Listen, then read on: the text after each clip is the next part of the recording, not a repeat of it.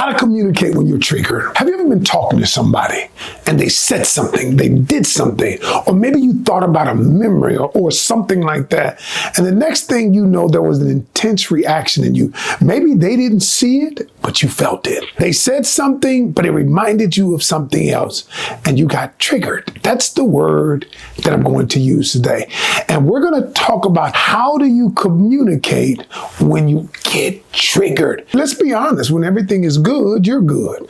When everything is good, you know how to say what you need to say. But it's when you get triggered. Now, first, let's start with, what is a trigger? An emotional trigger is a stimulus, if you will, such as a memory, a situation, an event, a word, something someone said that evokes an intense emotion in you. But it's often linked to some unresolved issues, some ingrained beliefs, something that's inside your subconscious mind. Now, these reactions can be overwhelming, and sometimes to other people, they seem disproportionate. Like, what you get mad about that for? And the question is, why we react the way we do. I want to tell you the truth. It's not the thing that you're getting mad about. It's not what the person said. It's what it represents to us. For instance, you're in the workplace and a coworker says, hey, your work isn't as good as it was before. Now, they're saying the work isn't as good, but here's what you hear. What you hear is that you're inadequate or that you're not good enough. Now, we're talking about the work. You associate that with it's not good enough. And so it might be some trauma that you have. Or let's say your partner says, I need some time alone. I just need to recharge. But what do you hear? What you hear is they're abandoning me. They're leaving the relationship. They're tired of me. And you get triggered. And so what we're going to talk about today are what to do. But first, I got to tell you, what are the negative effects of communicating when you trigger? You ever notice how you blurt out some stuff? What people don't know is once you get triggered, that's when you start blurting out the stuff. So here's what happens to you. Number one, first thing that happens is miscommunication and misunderstanding. Your words come out distorted when you get emotional. It comes out confused, and you also sending in a message that was never intended when you get triggered. And the listener, they begin to focus more on your tone than your actual response. Second thing that happens, escalation of conflict. All of a sudden, when you get triggered, you get defensive many times. They feel attacked. You feel attacked. And what happens? It leads to an aggressive posture. It leads to an aggressive tone. And next thing you know, y'all squabbling. Y'all boom, boom, boom. You're going back and forth. And that's not what you intended. That's not where you wanted to be. And that leads you to the third thing, regret and a damaged relationship. What I always tell people, you can't unsay what you said. How many times have you wanted to pull some words? Once they came out of your mouth, you realized it and you wanted to pull them back, but you couldn't. And so it leaves the relationship damaged because years later, the person says, you remember when you said this? You remember when you said that? And it still hurts. The fourth thing is it leads to physical and emotional drain.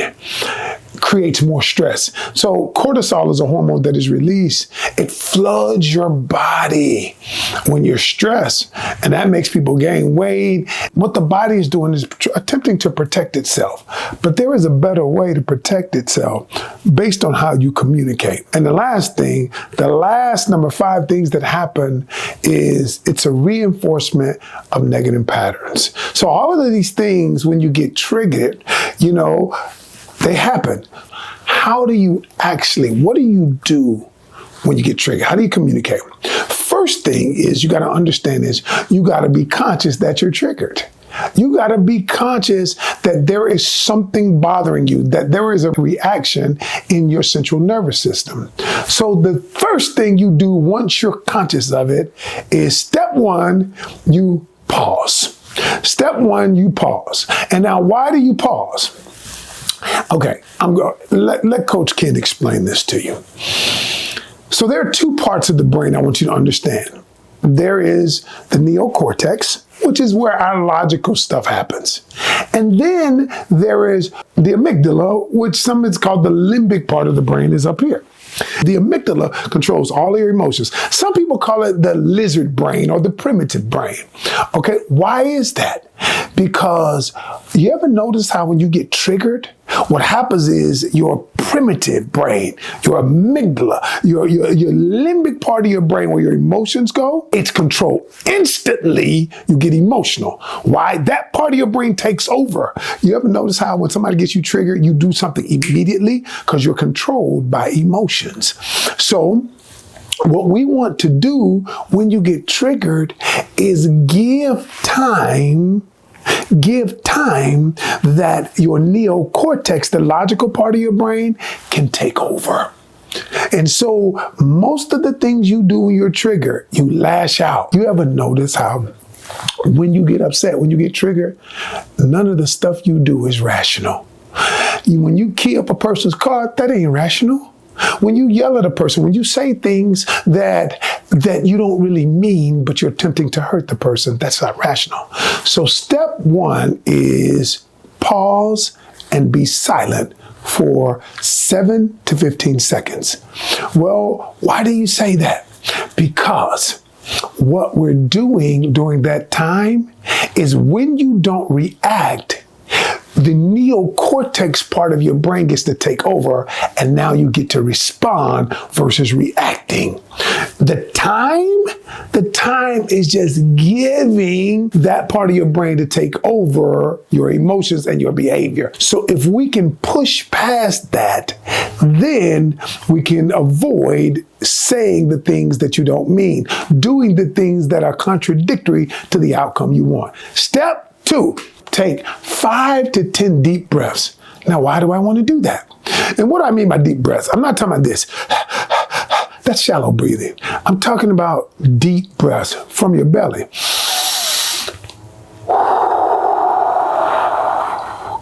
Now, let me do it again. You breathe in and you take double the time, if you can, longer to breathe out. Now, wait a minute. Why do you ask that? What you're doing is you're about to do something with your body. So the more, and like I talked about the amygdala, the amygdala controls the emotional part of your brain.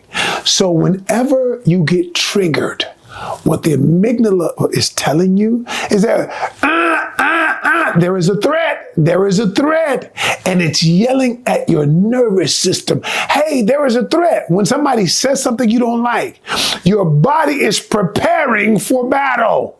It's preparing. And what do I mean by that? Here's what I mean. You ever notice how when you prepare for battle, what's actually happening is your heart rate is faster. Body gets rigid. Your pupils dilate. Do you know what else happens? Pupils dilate. Heart, your breathing is shallow. And now check this out. And so when your breathing gets shorter or shallow, what happens, all of the blood in your body, it comes from your limbs and now it goes to your muscles so that you can prepare for combat. And what breathing deep does, what it does is it slows your heart rate down. What it does is it helps your eyes not to be dilated. And all of these things take you out of the fight mode. Because what actually happens is you go into either fight or flight. And so it takes you out of that mode. Now, once you're out of that mode, that's why I say breathe deep, and you can do it during those times. Step 3 is you identify the emotion you're feeling.